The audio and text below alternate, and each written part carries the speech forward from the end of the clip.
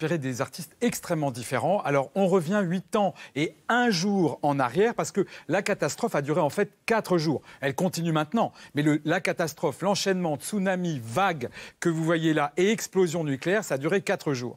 Donc, rappelez-vous, il y a un tremblement de terre, un tsunami, le plus important de l'histoire du Japon, qui frappe Fukushima. Et donc, tout commence par une vague, la vague. Et là, c'est complètement étonnant, mais en 1830, un des plus grands artistes japonais, Hokusai, peint de façon prémonitoire une vague géante. Et regardez cette vague, elle avale des pêcheurs, il rappelle Hokusai, déjà à l'époque, qu'il faut respecter la nature, qu'elle est extrêmement forte et qu'elle est extrêmement dangereuse. Si vous regardez au fond du tableau, il y a le joli petit mont Fuji. Et là, il y a une histoire absolument incroyable qui se passe. 181 ans après ce tableau, arrive la catastrophe. À Paris, ou en tous les cas en France, un dessinateur-illustrateur français, Bernard Doublebass, écoute la radio, il entend qu'il y a un tsunami. On parle de vagues, on parle de centrales nucléaires, mais il n'y a rien qui se passe encore. Il fonce à sa table de travail, il reprend la vague d'Hokusai et il remplace, sans savoir ce qu'il va y avoir comme problème après. Le mont Fuji par une centrale nucléaire et la vague, là, avale tout sur son passage au moment même où la vraie vague de tsunami à Fukushima arrive. Alors, le drame de Fukushima, c'est une catastrophe d'abord naturelle, suivie d'une catastrophe nucléaire qui révèle une succession inimaginable de défaillances humaines et de mensonges et de déni. Et c'est ce que montre avec beaucoup de courage le film Fukushima, qui vient de sortir. On regarde un extrait et regardez bien la dernière phrase parce qu'elle résume tout.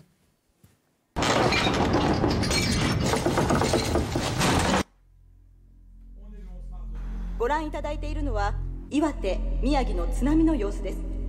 家が津波で流されている様子がわかります。福島第一原発ですが、今どういう状況かわかりますか？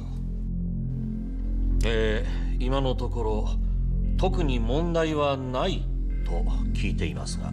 Incompétent. Regardez la dernière phrase.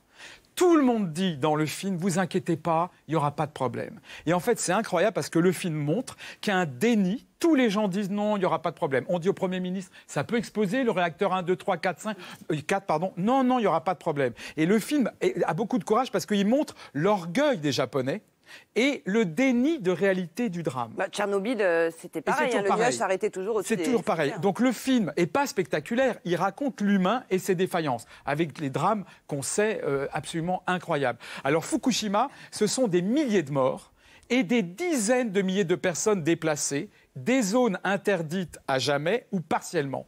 Et il y a une artiste qui est une icône au Japon de la danse qui s'appelle Eiko Otake, qui s'est rendue plusieurs fois dans des zones faiblement radioactives pour raconter des choses liées au drame.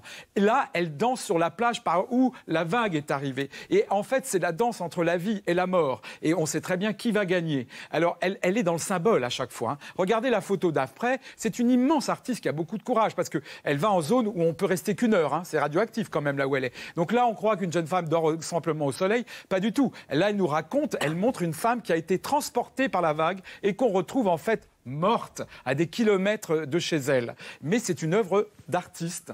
Alors maintenant, je voudrais vous présenter 2 Français qui sont pour moi ceux qui ont le mieux appréhendé Fukushima, Guillaume Bression et Olivier Ayesta. Ce sont des photographes très amoureux du Japon.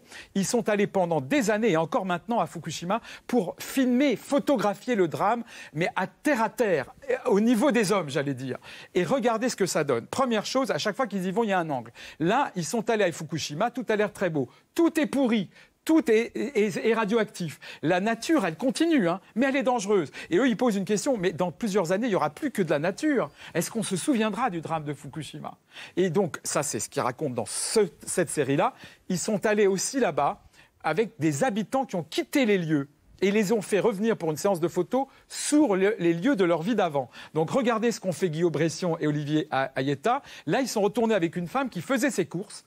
Donc ce que vous voyez là, c'est en l'état. C'est-à-dire qu'on a dit à un moment donné aux gens, partez.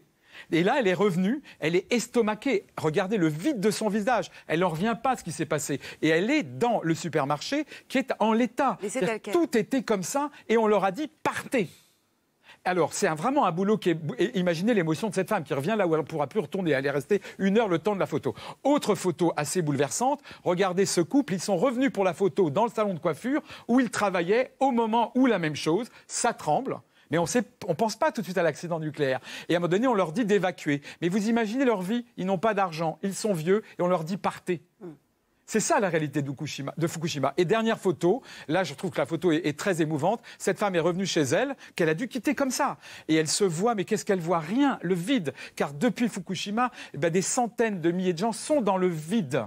Et c'est ce qu'eux montrent avec merveille. Alors pour info, on continue de construire des centrales nucléaires à Fukushima. Et Fukushima est toujours à la confluence de 3 plaques tectoniques majeures. Donc voilà.